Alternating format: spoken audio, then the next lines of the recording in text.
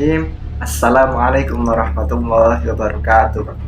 Perkenalkan, nama saya Muhammad Khairul Amal, NIM 3430200054 dari kelas 2C.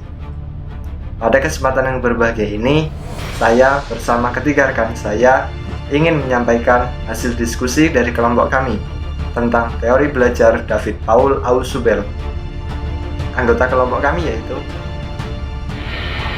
perkenalkan, nama saya Narabidin dengan NIM 3430200090. Perkenalkan, nama saya Habibta Ziad dengan NIM 343020000038.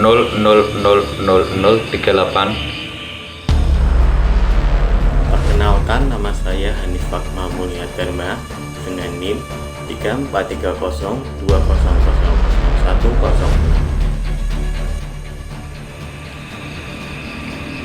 Ausubel terkenal dengan teori belajar bermaknanya. Menurut Ausubel, bahan pembelajaran yang dipelajari haruslah bermakna.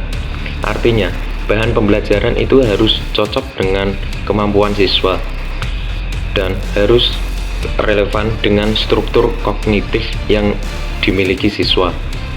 Oleh karena itu, pembelajaran harus dikaitkan dengan konsep-konsep yang sudah dimiliki siswa, sehingga konsep-konsep baru tersebut benar-benar terterap olehnya. Dengan demikian, faktor intelektual emosional siswa tersebut terlibat dalam kegiatan pembelajaran. Ausubel membedakan antara belajar menemukan dengan belajar menerima. Pada belajar menemukan, konsep dicari atau ditemukan oleh siswa. Sedangkan pada belajar menerima, siswa hanya menerima konsep atau materi dari guru. Dengan demikian, siswa tinggal menghafalkannya. Selain itu, Ausubel juga membedakan antara belajar menghafal dengan belajar bermakna.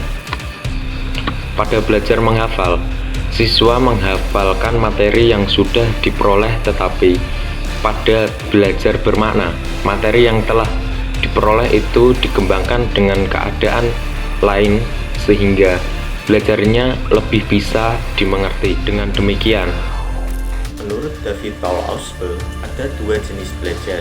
Yang pertama, belajar bermakna atau meaningful learning. Belajar dikatakan bermakna bila informasi yang akan dipelajari peserta didik disusun sesuai dengan struktur kognitif yang dimiliki peserta didik, sehingga peserta didik dapat mengaitkan informasi barunya dengan struktur kognitif yang dimilikinya. Hasil dari kebermaknaan belajar tersebut dapat dilihat dengan adanya keterkaitan antara teori-teori, fakta-fakta, atau keadaan baru yang sesuai di dalam kerangka kognitif peserta didik. Yang kedua adalah belajar menghafal atau rote learning. Bila struktur kognitif yang cocok dengan fenomena baru itu belum ada, maka informasi baru tersebut harus dipelajari secara menghafal. Menurut Ausubel, belajar dapat diklasifikasikan ke dalam dua dimensi, yaitu pertama, berhubungan dengan cara informasi atau materi pelajaran itu disajikan kepada peserta didik melalui penerimaan atau penemuan. Kedua, menyangkut bagaimana peserta didik dapat mengaitkan informasi itu pada struktur kognitif yang telah ada. Jika peserta didik hanya mencoba menghafal informasi baru itu tanpa menghubungkan dengan struktur kognitifnya, maka terjadilah belajar dengan hafalan. Sebaliknya, jika peserta didik menghubungkan atau mengaitkan informasi baru itu dengan struktur kognitifnya, maka yang terjadi adalah belajar bermakna. kaitannya dengan tipe belajar, Ausubel mengemukakan 4 tipe belajar, yaitu: yang pertama, belajar dengan penemuan yang bermakna. Informasi yang dipelajari ditentukan secara bebas oleh peserta didik. Peserta didik kemudian menghubungkan pengetahuan yang baru itu dengan struktur kognitif yang dimiliki. Yang kedua, belajar dengan penemuan tidak bermakna.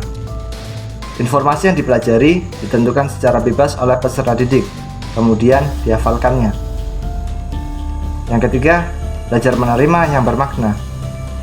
Informasi yang telah tersusun secara logis disajikan kepada peserta didik dalam bentuk final atau akhir. Peserta didik kemudian menghubungkan pengetahuan yang baru itu dengan struktur kognitif yang dimiliki. Yang keempat, belajar menerima yang tidak bermakna. Dari setiap tipe bahan yang disajikan kepada peserta didik dalam bentuk final, peserta didik tersebut kemudian menghafalkannya. Bahan yang disajikan adalah hal yang dihafalkan tanpa memperhatikan pengetahuan yang dimiliki oleh peserta didik. Faktor-faktor utama yang mempengaruhi belajar bermakna menurut Ausubel adalah struktur kognitif yang ada, stabilitas, dan kejelasan pengetahuan dalam suatu bidang studi tertentu dan pada waktu tertentu. Sifat-sifat struktur kognitif menentukan validitas dan kejelasan arti-arti yang timbul waktu informasi baru masuk ke dalam struktur kognitif tersebut. Demikian pula sifat proses interaksi yang terjadi. Faktor pendukung pembelajaran bermakna. Yang pertama, kurikulum yang ditetapkan di sekolah. Penggunaan kurikulum yang baik ialah kurikulum yang dapat memberikan pengalaman secara langsung kepada siswa, sehingga siswa tidak hanya belajar dengan memperhatikan guru, namun siswa akan mempraktikkan langsung, sehingga siswa memiliki pengalaman. Sebagai contoh, kurikulum 2013 yang dipadukan dengan kurikulum pendidikan holistik. Yang kedua, guru memiliki kemampuan pedagogik yang baik, sehingga dapat menyampaikan materi pembelajaran dengan pembelajaran bermakna. Dan yang ketiga, sarana dan prasarana yang mendukung untuk guru, sehingga dapat melakukan pembelajaran bermakna yang baik bagi peserta didik. Persyaratan agar belajar menerima menjadi bermakna menurut Ausubel. Yang pertama, belajar menerima yang bermakna hanya akan terjadi apabila siswa memiliki strategi pembelajaran bermakna. Dan yang kedua, tugas-tugas belajar yang diberikan kepada siswa harus disesuaikan dengan pengetahuan yang dimiliki oleh siswa itu sendiri. Dan yang ketiga, tugas-tugas belajar yang diberikan harus sesuai dengan tahap perkembangan intelektual siswa. Belajar bermakna dapat terjadi bila memenuhi 3 komponen. Yang pertama, materi harus bermakna secara logis. Yang kedua, siswa harus bertujuan untuk memasukkan materi itu ke dalam struktur kognitifnya. Dan yang ketiga, dalam struktur kognitif, siswa harus dapat unsur-unsur yang cocok untuk mengkaitkan dan menghubungkan materi baru secara non-arbitrar dan maupun substantif. Jika salah satu komponen tidak ada, maka materi itu akan dipelajari secara hafalan. Ausubel mengungkapkan beberapa prinsip dalam teori belajarnya. Di antara lain, yang pertama, advent organizer. Advent organizer mengarah pada siswa ke materi yang akan dipelajari dan mengingatkan siswa pada materi sebelumnya yang dapat digunakan dalam membantu menanamkan pengetahuan baru. Advensi organizer dapat dianggap merupakan suatu pertolongan mental yang disajikan sebelum materi baru atau mengingat materi yang sudah pernah disampaikan. Dan yang kedua, diferensiasi progresif. Diferensiasi progresif ini merupakan cara mengembangkan pokok bahasa melalui penguraian bahan secara hierarki sehingga setiap bagian dapat dipelajari secara terpisah dari satu kesatuan yang besar.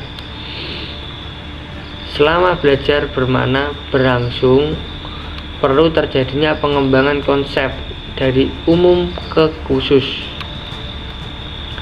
Dengan strategi ini, guru mengajarkan konsep mulai dari konsep yang paling inklusif, kemudian kurang inklusif, dan selanjutnya hal-hal khusus seperti contoh-contoh setiap konsep. Dan yang ketiga, superordinat. Belajar superordinat dapat terjadi apabila konsep-konsep yang telah dipelajari sebelumnya dikenal sebagai unsur dari suatu konsep yang lebih luas.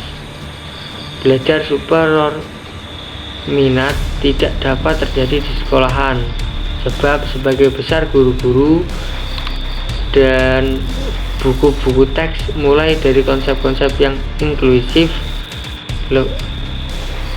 konsep-konsep yang lebih inklusif. Dan yang keempat, penyesuaian integratif. Menurut Ausubel, selain urutan menurut diferensiasi progresif harus diperhatikan dalam mengajar, juga harus diperhatikan bagaimana konsep-konsep baru dihubungkan dengan konsep-konsep superordinatif. Guru harus memperlihatkan secara eksplisit bagaimana arti-arti baru dibandingkan dan dipertentangkan dengan arti sebelumnya yang lebih sempit, dan bagaimana konsep-konsep yang tingkatannya lebih tinggi mengambil arti yang baru. Sekian dari kelompok kami, kurang lebihnya mohon maaf. Akhir kalam, wallahul muwaffiq ila aqwamit thoriq. Wassalamualaikum warahmatullahi wabarakatuh.